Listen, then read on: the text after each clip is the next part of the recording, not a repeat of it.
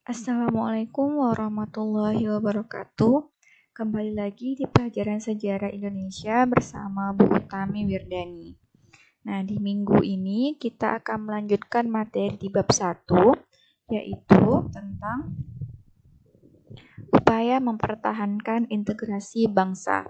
Setelah kita belajar tentang berbagai macam pergolakan yang terjadi pada tahun 1945 sampai 1965, hari ini kita akan belajar upaya mempertahankan integrasi bangsa. Yang pertama di sini pentingnya menjaga persatuan dalam kemajemukan.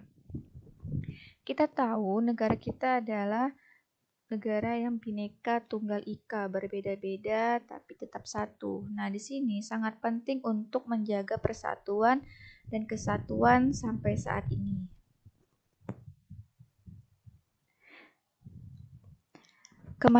Kemajemukan budaya Indonesia menjadi kekayaan bangsa yang harus senantiasa dijaga dan dilestarikan. Segenap masyarakat berkewajiban menjaga kekayaan tersebut sehingga dapat menciptakan keharmonisan. Meskipun demikian, kemajemukan tersebut tidak selamanya membawa keharmonisan. Berbagai gerakan rentan terjadi disebabkan oleh kemajemukan. Nah, karena tadi rentan akan berbagai cobaan seperti itu, negara kita kaya. Nah, tentu banyak cobaannya. Kita kaya akan ras, agama, terus sukunya. Tentu pasti akan banyak juga masalah yang terjadi. Nah, kita perlu dengan adanya integrasi bangsa. Kesadaran integrasi bangsa itu sangat penting dan harus ditumbuh dan berkembang sampai saat ini. Nah, munculnya kapan? Kesadaran integrasi bangsa ini muncul sejak zaman perjuangan, sejak kita meraih kemerdekaan. Kesadaran integrasi bangsa Indonesia itu harus dipunyai oleh setiap warganya. Nah, kenapa demikian? Nah, untuk menjaga persatuan dan kesatuan tadi. Nah, kesadaran integrasi sangat berguna untuk menciptakan kerukunan dalam kemajemukan bangsa Indonesia serta mewujudkan cita-cita dan tujuan nasional Indonesia agar tujuan yang ingin dicapai oleh para pahlawan kita dulu tetap kokoh sampai kelak, sampai nanti, sampai beberapa puluh tahun lagi. Nah, cair integrasi bangsa itu merupakan prioritas utama untuk mencapai suatu kesatuan dan kedaulatan bangsa. Suatu bangsa akan runtuh apabila integrasi bangsanya mengalami gangguan. Tentu, negara kita sangat kaya, tidak susah untuk menghandlenya, untuk menjaganya. Nah, siapa yang akan menjaganya? Tentu kita sendiri. Nah, makanya sikap toleransi itu sangat penting untuk ditumbuhkan sejak dini. Nah, kalau kita tidak belajar bertoleransi, susah. Nah, pasti akan muncul namanya nanti rasisme, terus pergolakan-pergolakan lain. Nah, makanya dari kecil kita sudah belajar toleransi. Yang hal kecil saja, toleransi beragama, misalnya juga ras, seperti di Indonesia. Tidak semuanya rasnya itu mongoloid, ada yang juga yang asteroid atau segala macam. Nah, tidak selamanya kulitnya itu putih, ada juga yang hitam. Terus tidak semuanya rambutnya lurus, ada juga yang keriting, matanya sipit, ada juga matanya yang besar, seperti itu. Makanya ini adalah kunci bangsa kita. Nah, negara-negara lain seperti negara di luar banyak yang belum kemajemukannya tidak sebesar kita. Nah, makanya mereka itu kurang namanya toleransi. Tapi negara kita ini kuat toleransinya atau beragamanya, sukunya, segala macam. Ya, hebat sebenarnya. Makanya kita harus jaga sampai nanti biar tidak terjadi perpecahan. Oke, setelah kita belajar tentang pentingnya berintegrasi dalam kemajemukan, dalam perbedaan, selanjutnya kita akan belajar tentang perjuangan tokoh penjaga keutuhan bangsa. Siapa saja tokoh-tokoh yang menjadi pelindung bangsa pada zaman dahulu? Sebenarnya banyak, tapi dikutip di sini hanya beberapa saja. Yang pertama di sini adalah ini adalah 3 serangkainya Papua. Di sini pertama ada Frans Kaisiepo, kedua Silas Papare, dan 3 Martin Indi. Nah, Franz Sepo pernah pasti kalian melihatnya. Beliau sering kita lihat di uang 10.000. Nah, ini adalah Franz Sepo. Nah, Franz Sepo merupakan tokoh asal Papua yang memperjuangkan integrasi Indonesia. Pada Juli 1946, Franz Sepo menggagas berdirinya Partai Indonesia Merdeka atau PIM di Biak. Ia juga terlibat dalam konferensi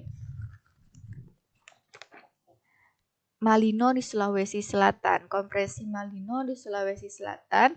Konferensi tersebut membahas pembentukan negara Indonesia Timur atau NIT. Nah, Franz merupakan tokoh yang menentang integrasi Papua ke dalam NIT. Nah, dia menentang Papua masuk ke dalam Indonesia Timur, tapi menghendaki Indonesia masuk ke NKRI. Ia juga mengusulkan pergantian nama Papua dan Netherlands New Guinea menjadi Irian. Kata Irian merupakan akronim dari Ikut Republik Indonesia Anti Nederland. Nah, pasti kalian baru tahu apa kepanjangan Irian. Irian Jaya.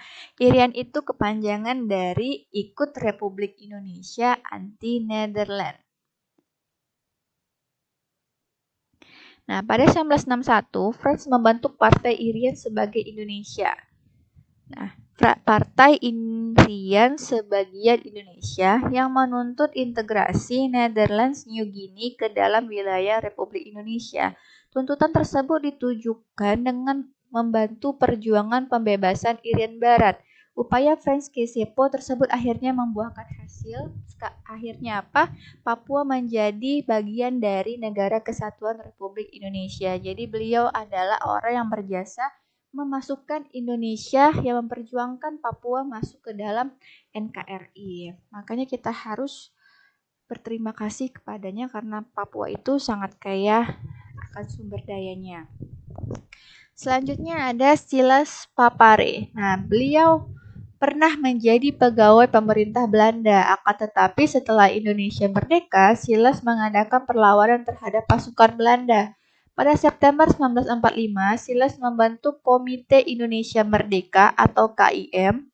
Nah, pembentukan ini bertujuan untuk menghimpun kekuatan dan mengatur gerak langkah perjuangan dalam mempertahankan proklamasi kemerdekaan. Tapi sayangnya, pada bulan Desember 1945, Silas ditangkap dan dipenjara di Jayapura karena dianggap mempengaruhi batalion Papua untuk melancarkan pemberontakan terhadap Belanda. Nah, setelah dia keluar dari penjara, pada Oktober 1949, ia mendirikan Badan Perjuangan Irian di Yogyakarta. Pada tahun 1962, Silas mewakili Irian Barat sebagai anggota delegasi Indonesia dalam perundingan New York antara Indonesia dan Belanda mengenai penyelesaian masalah Papua. Belanda akhirnya menyetujui integrasi Papua ke Indonesia berdasarkan hasil perundingan tersebut. Yang ketiga ada Martin Indy. Nah, sama juga orang Papua, merupakan salah satu tokoh yang menginginkan integrasi Papua menjadi bagian Indonesia. Martin Indy dan beberapa orang temannya, tadi Franz Sepo dan Silas Papare, merencanakan perlawanan terhadap Belanda melalui Partai Indonesia Merdeka atau PIM. Nah, beliau terpilih sebagai ketuanya. Nah, di sini Martin memimpin aksi protes yang didukung delegasi 12 kepala suku di Papua. Aksi protes ini dilakukan untuk menolak rencana pemisahan Papua dari wilayah Indonesia. Nah, Martin Indy juga membujuk anggota militer yang bukan orang Belanda untuk melakukan perlawanan terhadap Belanda. Akibatnya, ia ditangkap dan dipenjara. Setelah keluar dari penjara, tepatnya pada masa perjuangan Trikora 1962, ia membantu TNI melakukan penyusupan ke Irian Barat. Setelah Trikora berakhir, Martin Indy bersama E.Y. Bonai meminta PBB di New York untuk segera menggabungkan Irian Barat ke wilayah Republik Indonesia. Jadi beliau ini, tiga orang asli orang Papua ini adalah orang-orang yang berjasa untuk memasukkan Papua ke dalam NKRI. Next.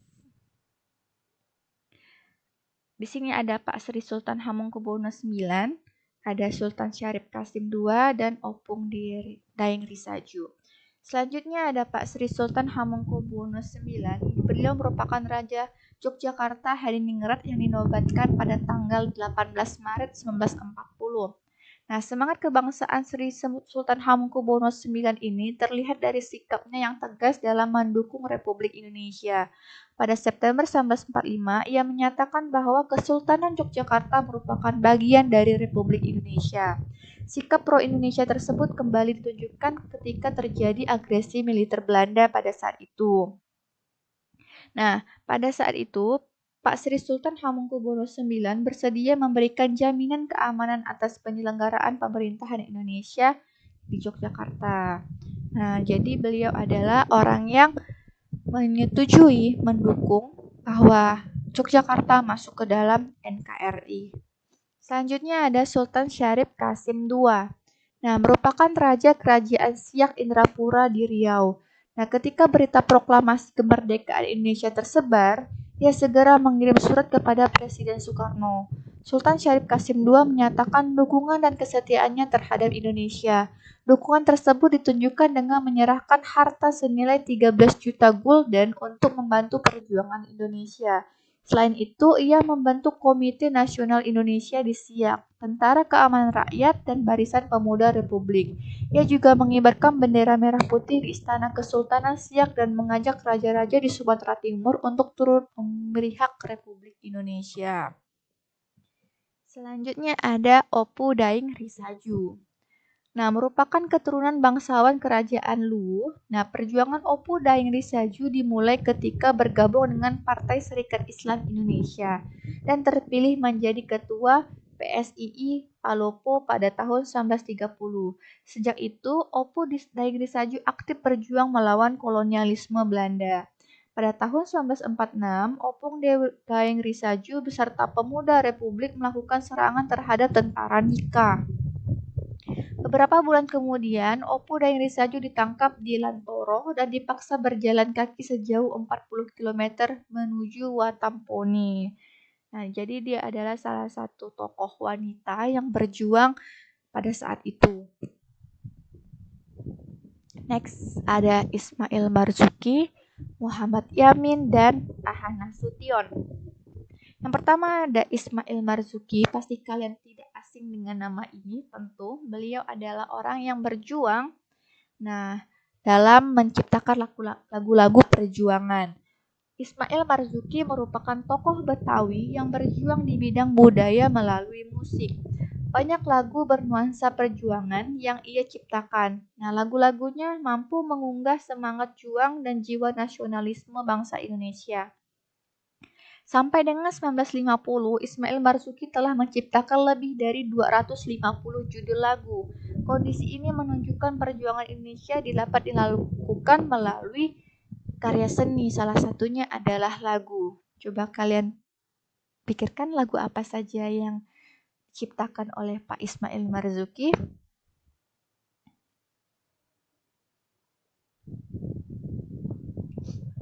Setelah ada Pak Ismail Marzuki, selanjutnya ada Muhammad Yamin. Nah, merupakan tokoh integrasi bangsa yang berjuang melalui pemikiran politik dan karya sastra. Selain itu, ia merupakan seorang sejarawan, budayawan, dan ahli hukum. Pada 1922, ia muncul pertama kali sebagai penyair dengan puisi berjudul Tanah Air. Keterlibatannya dalam politik dimulai ketika bergabung dengan Jong Sumatraman. Nah, ia juga menjadi penggagas Sumpah Pemuda yang salah satu isinya menghendaki bahasa Indonesia sebagai bahasa nasional. Yang sebelah Pak Muhammad Yamin adalah Pak Abdul Haris Nasution, kita kenal dengan Aha Nasution.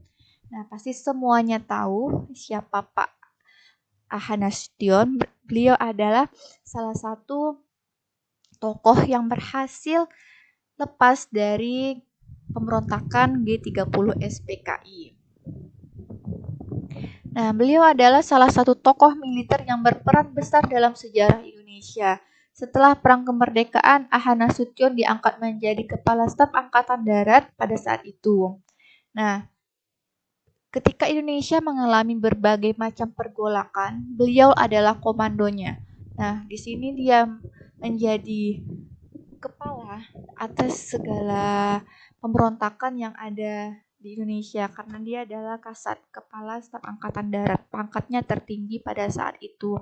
Dan dia juga harus merelakan anaknya yang namanya Ade Irma Suryani serta pengawalnya pada saat itu ketika pemberontakan G30 SPKI.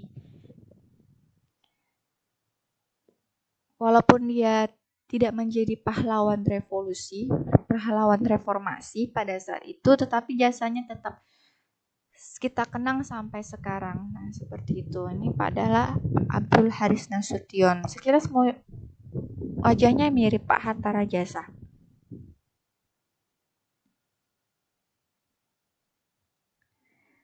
Oke, selanjutnya ada Ahmad Yani, Mas Tirto Darmo Haryono atau MT Haryono, dan Slamet Riyadi. Yang pertama, selanjutnya adalah Pak Ahmad Yani. Nah, Pak Ahmad Yani ini mau ngawali karirnya dengan pangkat sersan. Setelah Indonesia memperoleh pengakuan kedaulatan, Ahmad Yani diserahi tugas menumpas pemberontakan DITII di Jawa Barat pada saat itu dengan membentuk pasukan khusus yang disebut Banteng Riders. Pasukannya berhasil menumpas DITII. Selanjutnya, pada tahun 1958, Ahmad Yani diangkat menjadi Komandan Operasi 17 Agustus untuk menumpas pemberontakan PRRI di Sumatera Barat. Nah, pasukannya berhasil merebut kembali Padang dan Bukit Tinggi. Pada 1962, Ahmad Yani diangkat menjadi Menteri atau Panglima Angkatan Darat, menggantikan Jenderal Ahana Nasution. Dalam peristiwa pemberontakan G30 SPKI, ia menjadi salah satu korban dan mendapat gelar pahlawan revolusi dan pangkatnya dinaikkan satu tingkat menjadi jenderal. Makanya namanya jadi Jenderal Ahmad Yani. Nah, jasa-jasanya sangat besar untuk Indonesia. Semangatnya sangat tinggi untuk Indonesia. Dia mampu mengatasi segala pemberontakan yang ada di Indonesia pada saat itu. Selanjutnya ada MT Haryono atau dikenal dengan Mas Tirto Darmo Haryono, merupakan tokoh nasional yang mempunyai kemampuan berbicara dalam 3 bahasa internasional, yaitu bahasa Inggris, Belanda, dan Jerman. Selama Perang Kemerdekaan, ia sering dipindah tugaskan. Pada awalnya, ia ditempatkan di kantor penghubung, kemudian sebagai sekretaris delegasi Republik Indonesia dalam perundingan dengan Inggris dan Belanda. Ia juga pernah ditempatkan sebagai Sekretaris Dewan Pertahanan Negara dan Wakil Tetap Kementerian Pertahanan Urusan Gencatan Senjata. Dalam KMB, MT Haryono ditugaskan menjadi Sekretaris Delegasi Militer Indonesia. Terakhir, ia menjabat sebagai Deputi 3 Menteri atau Panglima Angkatan Darat dengan pangkat Mayor Jenderal. Nah, dia merupakan salah satu tokoh yang juga menjadi korban dalam pemberontakan G30 SPKI tahun 1965. Selanjutnya ada Slamet Riyadi, merupakan salah satu tokoh integrasi bangsa yang terlibat dalam operasi penumpasan gerakan DI-TII di Jawa Barat bersama Pak Ahmad Yani. Slamet Riyadi juga ditugaskan dalam operasi penumpasan gerakan RMS bersama Kolonel Alexander Evert Kaliwarang atau AE Kaliwarang. Nah, Slamet Riyadi gugur saat usianya belum genap 24 tahun. Ia meninggalkan naskah tertulis berjudul Pedoman Gerilya 1 dan 2. Salah satu petunjuknya yang legendaris adalah The Best Bargaining League Just in the Anfal atau pertahanan terbaik terletak pada penyerangan. Namanya pun diabadikan sebagai nama kesatrian Grup 2 Kopassus Kartasura. Itu adalah jasanya dan peninggalan Pak Slamet Riyadi. Selanjutnya Gatot Subroto dan Yosudarso. Nah, Gatot Subroto lahir di Sumpiyuh, Banyumas, Jawa Tengah pada tanggal 10 Oktober 1907. Sejak bergabung dengan Tentara Keamanan Rakyat, Gatot Subroto telah memiliki peran besar bagi Indonesia. Ia dipercaya menduduki sejumlah jabatan penting sebagai Panglima Divisi 2, Panglima Korps Militer, dan Gubernur Militer Daerah Surakarta pada saat itu.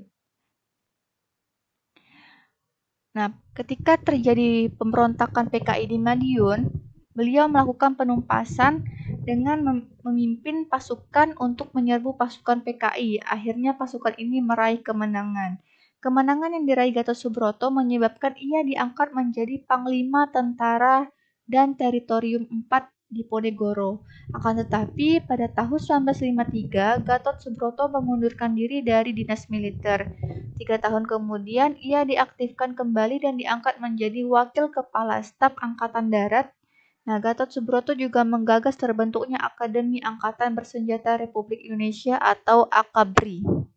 Jadi beliau adalah orang yang mendirikan Akademi Angkatan Bersenjata Republik Indonesia atau AKABRI. Selanjutnya yang terakhir adalah Pak Yos Sudarso.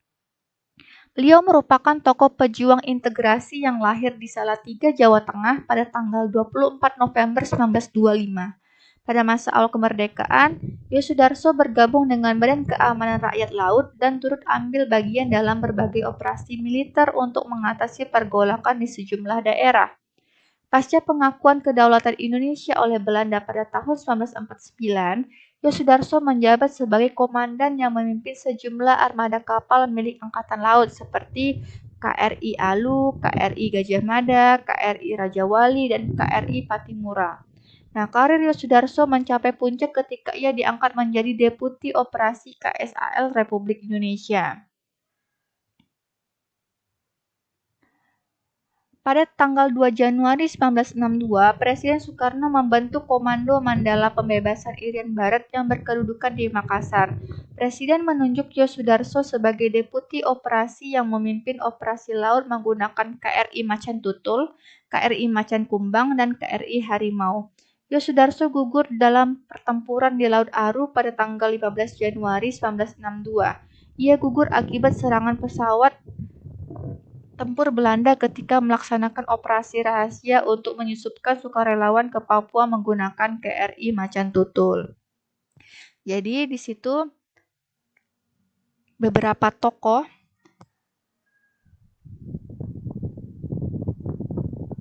sekitar 14 tokoh yang telah dibacakan riwayatnya, biografinya, biografi singkat tentang pahlawan-pahlawan yang berjuang pada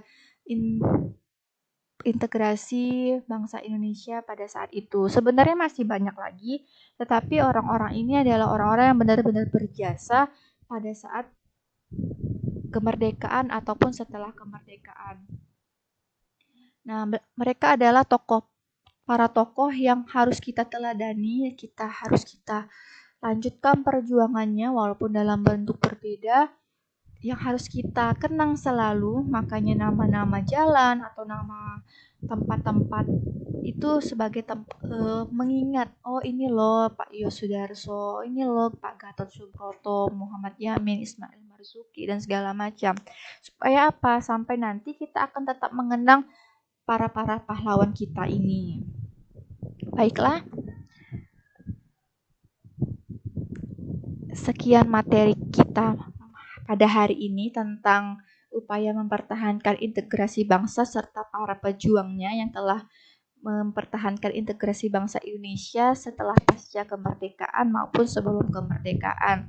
Semoga bisa dipahami. Kalau kurang jelas, silakan searching di Google tentang biografi yang lebih jelas. Dan kita akan diskusikan di grup kelas. Terima kasih sudah menonton. Ibu akhiri, Assalamualaikum warahmatullahi wabarakatuh.